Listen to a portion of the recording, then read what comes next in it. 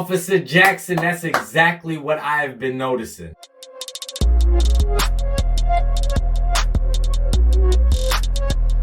Welcome back to Kyle's Take.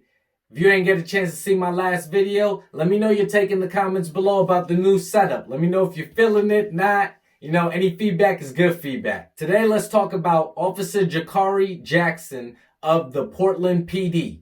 Now, he came out with an interview and it was beautiful. It showed exactly the same thing I've been thinking, I've been saying to people around me, and I'm sure a lot of people have been thinking. A lot of these BLM protests have been taken over by white people. But let's take a look at the video together, gather what we can from it, and then I'll give you my take on it. You're at a Black Lives Matter protest. You have more minorities on the police side than you have in a violent crowd. You have white people screaming at black officers. You have the biggest nose I've ever seen. What was it like in that capacity in the first few weeks when the fence was up around the Justice Center? I got to see folks that really do want change, like the rest of us, that have been impacted by racism. And then I got to see those people get faded out by people that have no idea what racism is all about. They don't even know that the tactics that they are using are the same tactics that were used against my people. And they don't even know they don't even know the history. They don't know what they're saying. Coming from someone who graduated from PSU with a history degree, it's actually frightening. They say if you don't know your history, you repeat it, and watching people do that to other people. A lot of times, someone of color, black, Hispanic, Asian, come up to the fence and directly want to talk to me.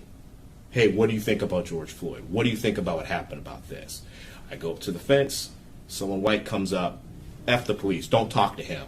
That was the most bizarre thing because I could see it coming. I even had a young African-American girl tell me, why is it you guys aren't talking to us? I said, honestly, this is now the 23rd day of doing it.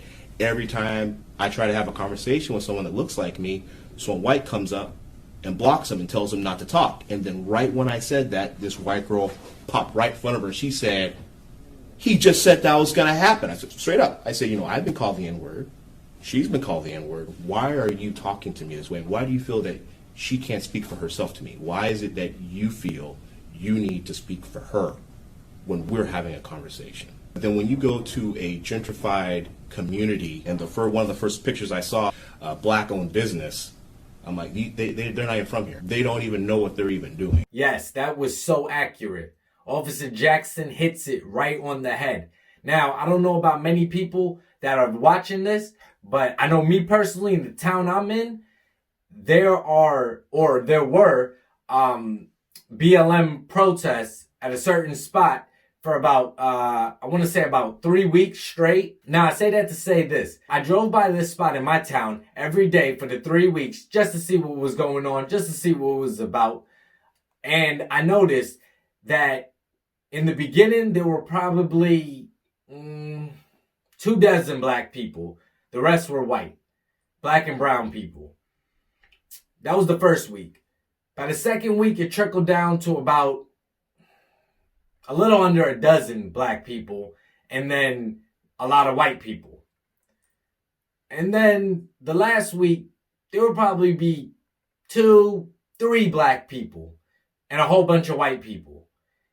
And then even after they stopped actually officially organizing, you would only see white people coming out here. And it would be the white liberals that look weird as hell. I'm talking about hair dyed different colors. The black frame glasses, the liberal black frame glasses. Everybody knows what that is. You'd see men in this. You'd see women. We know what the women look like. I'll put up a picture somewhere. But it just isn't who you would envision being at a Black Lives Matter protest. But it is who you envision being at a protest that protests everything Black Lives Matter is about. You understand what I'm saying? Like, you would expect to see these feminists and these soy boys and all of that. That's who you are seeing at these BLM protests. You're not seeing black lives. You're not seeing black people. It's nothing like that. And why is it that when the black young lady went to ask the officer, his opinion on things and get his viewpoints, she was cut off by a white liberal? That's what they're doing. They want the divide between the black community and the police department. They don't want cohesion. So that's who's getting out there and making the most noise. And you can look all through the country. Even in New York or in LA, you're seeing these white liberals making the most noise. These people are not doing anything proper. Malcolm X said it best. He warned us of the white liberal. That is the wolf in sheep's clothing. But whites who are trying to solve the problem. But you never see them going under the label of liberals. That white person that you see calling himself a liberal is the most dangerous thing in the entire Western Hemisphere. He's the most deceitful. He's like a fox. And a fox is always more dangerous in the forest than the wolf. You can see the wolf coming. You know what he's up to. But the fox will fool you. He comes at you with his mouth shaped in such a way that even though you see his teeth, you think he's smiling and you take him for a friend. That is who's going to say, yes, we support you. Good job. As you're doing everything you're doing. That's the ones, if you want to on a big scale, are buying all the rap music. Therefore, black youth feels like they have to live up to that because that's what society wants. But who are the A&Rs and all of that for the rap game? Look them up. Officer Jackson is a black officer. How many black officers around the country have been killed in the name of Black Lives Matter? And I'm going to go ahead and throw in David Dorn in the bunch as a black officer killed during all these rallies. Because as far as I could find, he was a good black officer that hasn't done anything that I could find. Black officers being killed. Black officers being fired. Black officers being laid off. Black officers being forced to retire early. All of this is happening under the guise of Black Lives Matter, but Black Lives Matter. Beautiful. That's what you stand up for. This officer, myself, and some people that I've spoken to have noticed this trend. But are enough people seeing what's going on? Does it make sense when all of these black civil rights and all of these LGBTQ civil rights are being lumped in as one? Is it a reason that it's all under the cloak of Black Lives Matter? There's a reason why the name sounds so damn good. People are gonna just wanna either donate or be a part of it or empathize with these people just for the name alone. But that means nothing. Go look it up. See who's getting the money. See where the funding is going. And that should make you want to not be a part of that. A lot of y'all need to wake up. A lot of y'all need to start reading or wake up or throw on YouTube and throw on Kyle's Take. Wake up. Because before you know it, we are going to be extinct. You understand what I'm saying? We are going to be extinct.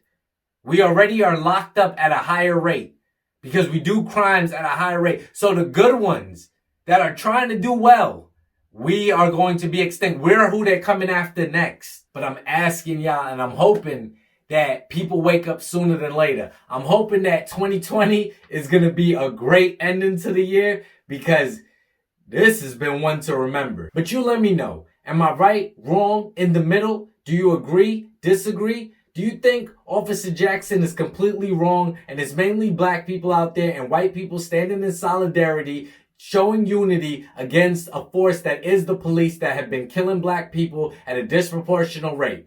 Or do you believe that this whole Black Lives Matter movement has been infiltrated? There's nothing that has to do with black positivity, black lives, nothing. We've seen all of these children, all of these people nonstop go to New York now, go to Chicago. It's still going on where young black men are still being killed. Black Lives Matter is a fraud. So what's your take? First on the new studio setup and then on what Officer Jackson had to say. Let me know your take in the comments below. And as always, be safe.